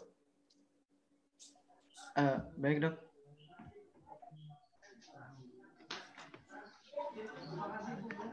Pertanyaan selanjutnya dokter dari Arifah Nur Hasanah. Izin bertanya dokter, selain daripada lifestyle yang sehat tadi, apakah meminum suplemen atau imun booster dapat bermanfaat seperti proses fisiologi autofagi bagi sistem imun kita nggih dok? Terima kasih dokter. Ya, tadi kan saya sampaikan salah satu kriteria orang yang secara metabolisme itu tidak minum apapun. Ingat nggak? Di tujuh kriteria orang yang sehat kondisi metaboliknya itu tidak tergantung dengan obat apapun. Even suplemen, even vitamin, even apapun. Dia nggak butuh itu. Dia nggak butuh itu. Yang butuh adalah nutrisi yang sehat. Ya kan? Dan nutrisi yang sehat ini adalah nutrisi yang alami. Ya, telur, ati ayam, ikan kembung, itu kan murah sebetulnya. Ya kan? Tapi kita terlalu banyak jajanan yang itu cookies-nya, teh boba, teh tarik. Duit kita habis untuk sesuatu yang malah merusak kesehatan kita, gitu. Jadi ini yang problem. Akhirnya kita lari ke suplemen lagi. Buat apa suplemen itu? Karena dalam nutrisi yang bagus tadi itu sudah lengkap ya dengan aneka vitamin. Ati ayam atau ati sapi itu luar biasa, banyak sekali kandungan vitamin dan zat besi segala di situ. Jadi kalau saya, alhamdulillah saya nggak pernah makan suplemen atau vitamin atau apa. Ya, cukup olahraga, puasa, nutrisi yang sehat itu udah cukup. Baik, selanjutnya dokter dari Linda Oni bertanya, untuk daya tahan terutama anak balita dianjurkan imunisasi. Bagaimana status kehalalannya ya dok? Ya, imunisasi itu kan ada sebagian vaksin yang menggunakan enzim yang bersumber dari babi. Ya. Nah, tapi setelah dilakukan pengolahan, pemprosesan, di produk akhirnya sebetulnya tidak ada lagi enzim babi itu. Ya. Nah, ini ada dua pendapat ulama. Ya. Ada dua pendapat mazhab yang berbeda. Di mazhab Syafi'i, ya, dan sebagian mazhab Hambali menyatakan bahwa ketika sesuatu benda itu intifak atau memanfaatkan zat haram, maka hukum akhirnya pun akan haram. Ya. Jadi Imam Syafi'i menganggap bahwa benda-benda yang memanfaatkan enzim babi, walaupun di produk akhirnya dia sudah tidak ada lagi babi, hukumnya adalah haram. Ya. Ini yang dianut oleh MUI. Jadi status vaksin yang diproses awalnya itu menggunakan enzim babi, walaupun di produk akhirnya tidak ada lagi babinya, itu sudah dibuktikan dengan pemeriksaan PCR terhadap babi, tidak ada memang, PCR babi pun tidak ada, DNA babi tidak ada, tapi tetap haram karena hukum intifak tadi, hukum memanfaatkan zat haram. Ya. Tetapi, ini yang dianut MUI, tetapi MUI mengeluarkan fatwa bahwa dalam kondisi tidak ada alternatif vaksin lain, dan ketika dia nanti kena sakit itu mudorotnya lebih besar, maka diharuskan vaksinasi. Ngerti nggak? Dia haram, tapi masuk kondisi kedarurat. Sampai vaksin yang alternatif lainnya ada. Itu pendapat pertama. Pendapat kedua, mazhab Hanafi, mazhab Maliki,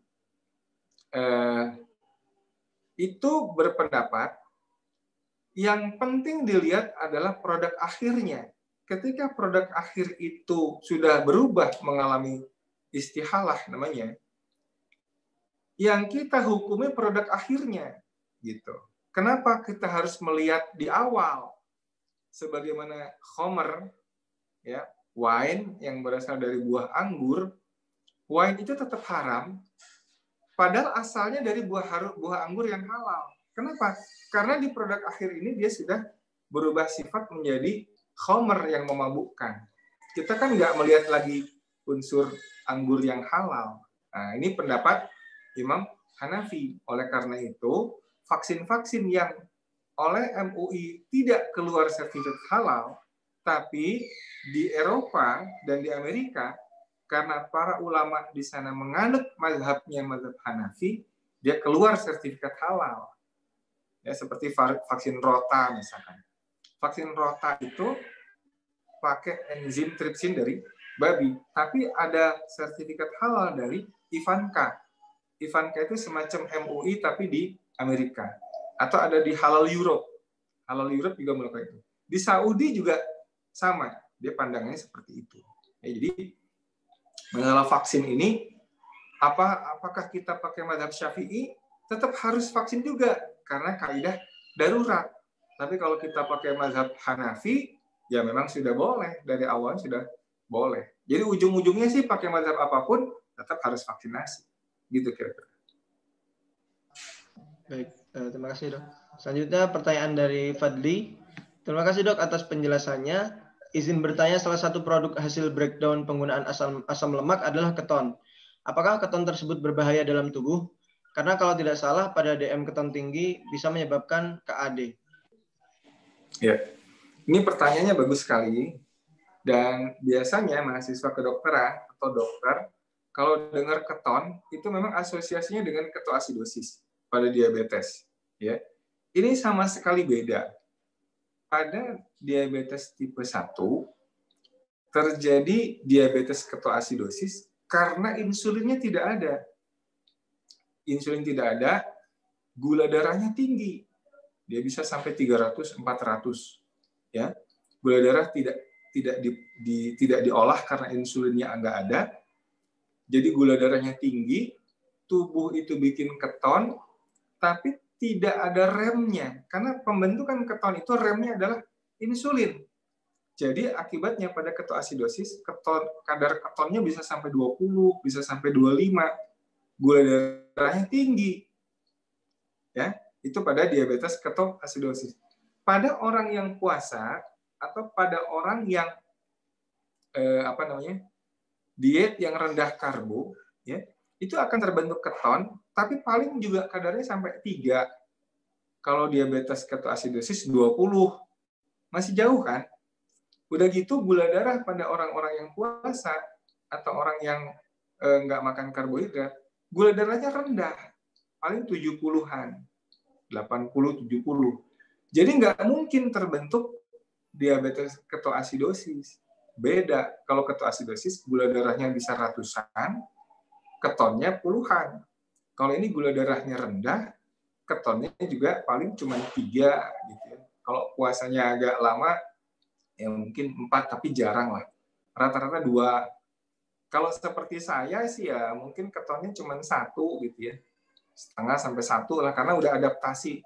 Udah lama, jadi nggak bakal banyak keton. Jadi nggak usah, jangan rancu antara ketosis karena puasa dan ketoasidosis karena diabetes. Karena pada orang normal, yang insulinnya masih normal, dia ketogenesis itu dihambat oleh adanya insulin yang masih normal. Gitu ya. Baik, terima kasih Dok. Selanjutnya pertanyaan dari Arifianto Apin. Bagaimana dengan menjalankan diet sehat tetapi tidak berolahraga, Dok? Apakah tetap efektif atau harus menjalankan keduanya? Gini, pada orang-orang yang insulinnya sensitif, ya, insulin sensitif, pola makan apapun monggo silakan. Ini ditandai dengan Kalau mau gampangnya cek kadar HbA1c. Kalau orang yang HbA1c-nya di bawah 5,7, ya, artinya dia sensitif insulin. Monggo mau makan apa aja boleh, tapi saran saya tetap yang namanya refined karbohidrat itu dibatasi maksimal. Kalau makan nasi, monggo, ya, makan kentang rebus, monggo. Tapi kalau udah makan yang bangsanya kue-kue yang tadi saya sebut, itu tetap dibatasi maksimal. Hanya anjuran intermittent fasting tetap, ya, karena apapun makanannya, kalau kita ada periode puasa yang cukup, maka itu insya Allah akan bisa metabolisme kita itu switch dengan enak. Kadang bakar gula, kadang bakar lemak. Bahkan gula, lemak, gula, lemak. Jadi gampang gitu, akses energi cadangannya gampang. Jadi kalau menurut saya, nggak semua orang itu harus low carb, nggak semua. Monggo pilihannya bisa biasa, diet biasa, makan nasi juga bisa. Tapi intermittent fasting menurut saya tetap perlu dilakukan untuk menjaga fleksibilitas metabolisme. Tapi kalau orang sudah prediabetes, HbA1c-nya udah 5,7 sampai 6,4, itu ya mesti low carb. Kalau orang sudah diabetes, low carb dan puasa itu adalah terapi yang akan membuat dia bisa lepas dari ketergantungan obat-obatan.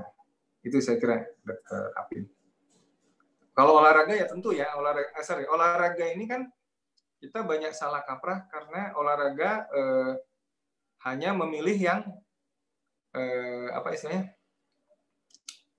aerobik aja, ya, maunya jogging aja gitu, maunya sepedaan aja. Saya juga sering sepedaan, tapi itu nggak cukup untuk membuat metabolisme tubuh kita bagus. Tetap harus ada resisten exercise, body weight exercise. Yang gampang ya itu squat, push up, ya, pull up, lunges, ya, plank. Itu olahraga-olahraga yang membuat resisten massa otot kita ada, dan itu sangat bagus buat memperbaiki metabolisme kita. Itu aja, Mas Adil. Baik, Dok. Terima kasih. Selanjutnya, makanan apa yang cocok bagi penyakit asam lambung pada saat buka puasa ya, Dok? Ya, makanannya ya, kan kalau buka sunahnya kurma ya. Kurma 3, air putih. Ya. Tapi ada satu hal begini. GERD yang banyak gas itu, sebetulnya itu karena bakteri tumbuh lampau di usus kita. Bakteri tumbuh lampau ini pada saat puasa sebetulnya dia bakal mati. Ya. Jadi pada puasa yang cukup optimal dia akan harusnya kembungnya hilang sebetulnya. Ya. Tapi bakteri tumbuh lampau ini lagi-lagi senengannya makanannya gula. Gula dan tepung. Jadi kalau dia makannya itu terus, bakterinya nggak mati. Yang harusnya puasa dia mati karena makan bukanya teh boba, apalagi tuh teh tarik yang gitu-gitu. Bakterinya jadi subur lagi. Akibatnya dia kembung lagi gitu. Jadi kembungnya nggak hilang-hilang. Apakah salah puasa? Bukan. Salah pada saat dia memilih makanan pada saat dia sahur dan berbuka. Ya. Jadi cobalah ke real food lagi real food ya. Kalau anak kos mungkin bisa pergi ke tukang nasi goreng, Bang minta buatkan telur ceplok aja 2 atau 3 ya Bang. Udah itu kan cukup itu. Itu aja Mas Adil. Baik, Dok. Terima kasih. Selanjutnya, Dokter, bagaimana program olahraga dan pola makan untuk membentuk otot saat Ramadan ya, Dok? Dari Mursyid Naufal. Ya, pada saat Ramadan, fokusnya sebetulnya baca Quran. fokusnya bukan olahraga ya. Jadi olahraga itu sebetulnya nanti kita bisa fokus di Syawal ya. Kalau Ramadan tuh jangan fokus olahraga, khatamin Quran yang banyak. Nah olahraga pada saat Ramadan ya hanya sekedar untuk membuat kita itu tetap metabolismenya bagus, ya. Olahraga ringan-ringan aja. Kalaupun mau dengan olahraga resisten, ya jangan tujuannya membentuk otot. Nanti aja kalau Syawal pada bulan Ramadan, kita tujuan olahraga adalah intensitas ringan sedang, sekedar membuat metabolisme kita tetap segar dan ngajinya bisa kuat lama gitu ya, nggak ngantukan. Jadi gitu kira-kira. Ya olahraganya yang ringan-ringan, yang sedang-sedang, bukan bikin otot pada saat bulan Ramadan, ya bukan ototnya nanti aja kalau dia sudah Syawal, ya. Karena bikin otot itu butuh nutrisi yang banyak, ya kan? Nutrisi masih banyak makanya. Padahal kita lagi puasa, ya. Gitu kira-kira. Terima kasih, Dok. Selanjutnya dari Anjarwati. Maaf, Dok, izin bertanya. Ketika berbuka puasa kan sebaiknya dianjurkan untuk minum air hangat dan makan kurma. Sebaiknya memakan kurma langsung atau dibuat nabez water? Apa? Sebaiknya memakan kurma langsung atau dibuat nabez water? Nabez water. Oh, yang infus water ya? Iya. Gitu. Ya, menurut saya sih kurma langsung dimakan aja ya. Saya nggak sepakat dengan sari kurma gitu ya. Itu kan sari kurma itu kan mirip jus buah ya. Buah itu dimakan bukan diminum. Karena ketika nanti bukan dibikin jus atau apa, bisa jadi over makannya. Bisa jadi berlebihan. Ya. Jadi bisa apa istilahnya? Fruktosanya bisa nggak keru-keruan, kita makannya itu banyak banget fruktosanya. Padahal fruktosa itu kalau berlebihan nggak bagus, dia bisa bikin fatty liver. Fruktosa itu bisa bikin fatty liver karena dia diolahnya nggak pakai insulin, dia langsung di metabolisme di liver itu fruktosa. Padahal kita mengira banyak makan buah atau sari buah atau jus itu dikira bagus gitu. Padahal kalau berlebih-lebihan dia bisa bikin perlemakan hati. Hati-hati dengan buah, ya, terutama buah yang tinggi fruktosa. Ya, makannya sekedarnya aja dan seasonal. Seasonal itu tergantung musim. Jangan terus-terusan jus buah. Sari kurma itu termasuk juga menurut saya. Kurma itu buah dimakan aja, jangan diminum. Kan buah dimakan bukan buat diminum. Kalau infus water beda lagi, mungkin nggak masalah juga. Misalkan kurma direndam ya, airnya diminum. Itu kan nggak banyak, nggak seperti di jus kurma gitu. Saya kira infus water sih nggak ada masalah. Baik, Ya, pertanyaan selanjutnya ya, Dok. Dari Nastuti Anggraini Nikmah. Untuk masa akut penyakit, kemudian ikhtiar berpuasa dan ketika berbuka hanya di stok nutrisi madu, apakah juga termasuk jalur glukosa?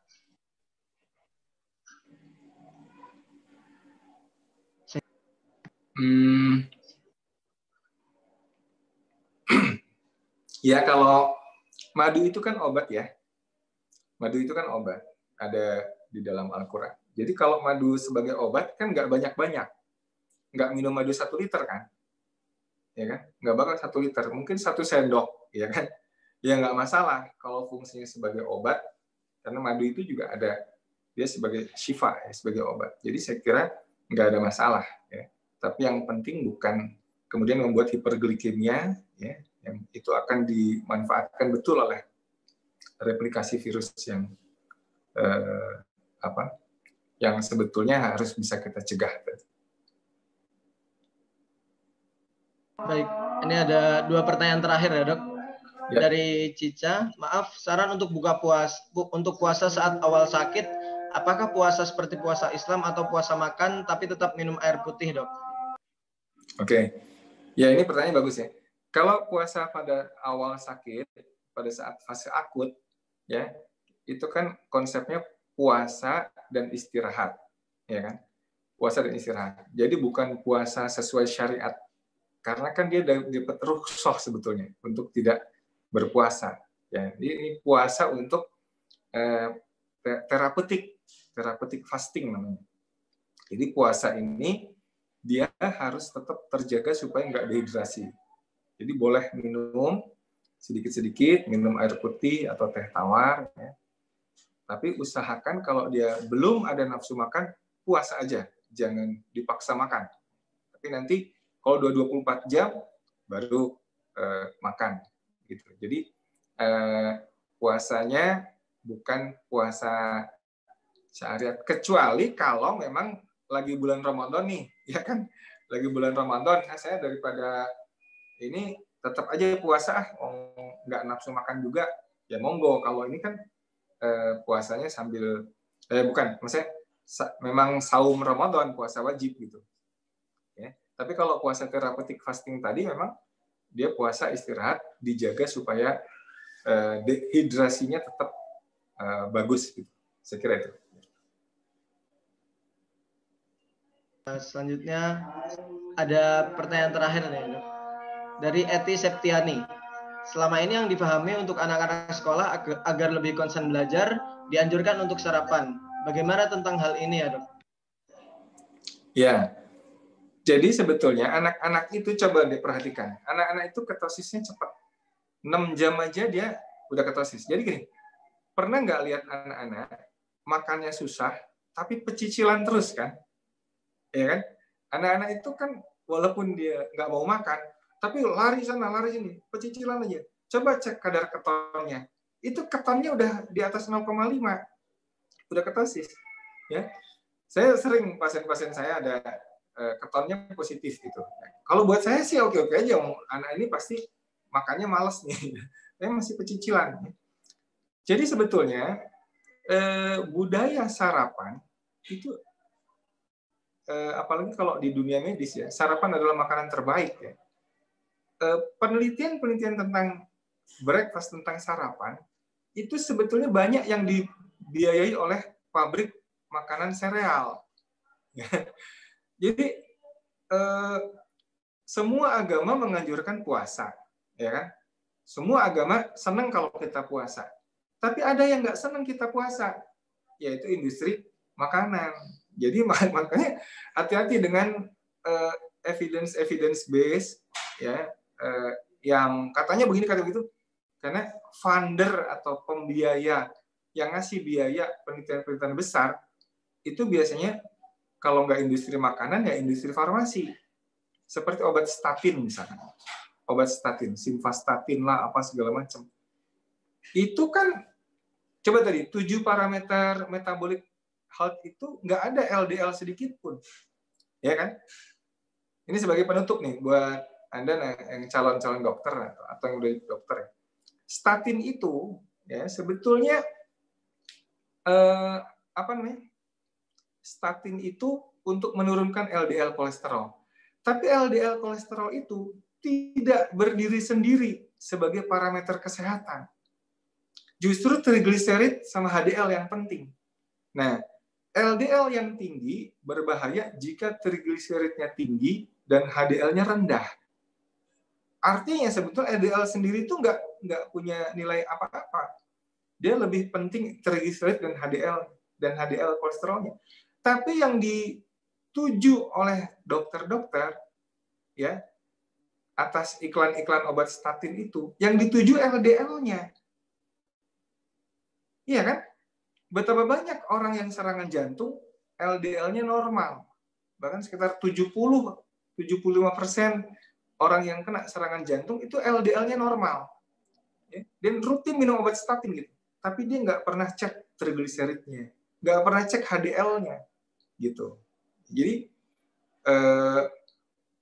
saya alhamdulillah setelah 3 tahun lah saya menjalani pola intermittent fasting, low carb, olahraga, itu ke-7 parameter yang tadi saya sebutkan, saya itu alhamdulillah normal semua, ya nggak pakai obat, yang lain-lain itu normal semua.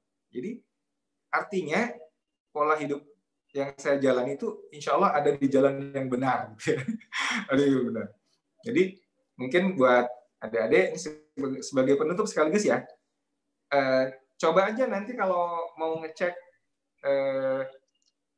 gaya hidupnya sekarang ya, pola makannya sekarang udah benar apa enggak, coba cek dengan 7 parameter kesehatan metabolisme tadi ya. Apa tadi? Lingkar perut ya kan, laki-laki di bawah 90, perempuan di bawah 80, ya kan? Gula darah puasa di bawah 150. Trigliserid gula darah puasa di bawah 100, trigliserid di bawah 150. HDL di atas 40 laki-laki, di atas 50 perempuan. Tekanan darah 120/80. HbA1c di bawah 5,7. Dan terakhir tadi tidak minum obat apapun gitu. Saya kira 7 parameter ini bisa sebagai objektif parameter yang kita bisa pakai untuk menilai gaya hidup kita udah benar apa enggak gitu. Ya. Kalau belum benar yang dibetulkan, ya. Saya kira itu ya, Mas Adil. Udah zuhur ya? Ya, dok. Baik.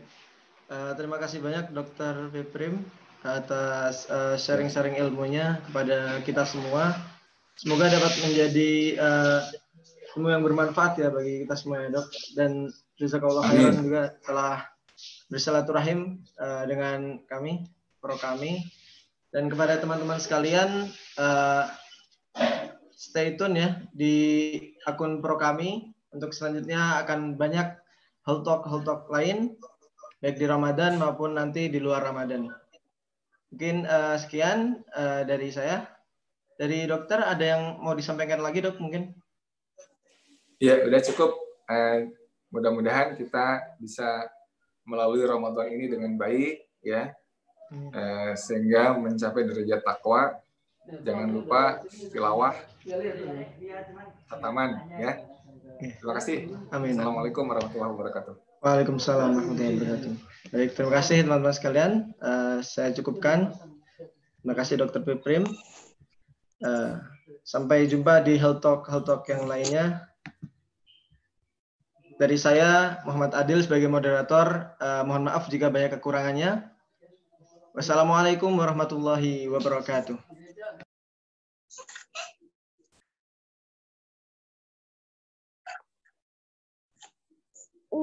Katanya.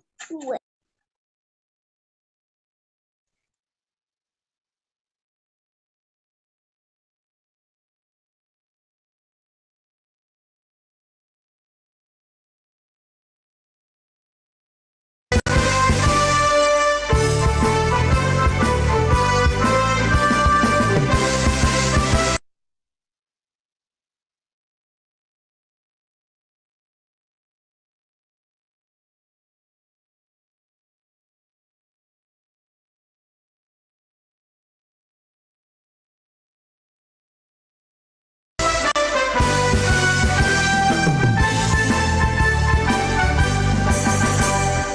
Dengan menghadapi segala tantangan, teguh dalam menjaga keimanan, sabar dengan segala ujian. Sebab pengabdian adalah janji perjuangan, menimba ilmu dengan kesungguhan untuk berjuang di setiap keadaan demi keagungan sebuah tujuan, menjadikan umat sehat dan beriman. Pro kami Perhimpunan Profesi Kesehatan Muslim Indonesia. Pro kami jalan juang kami, pro kami tempat kami mengabdi untuk bertakwa kepada Ilahi.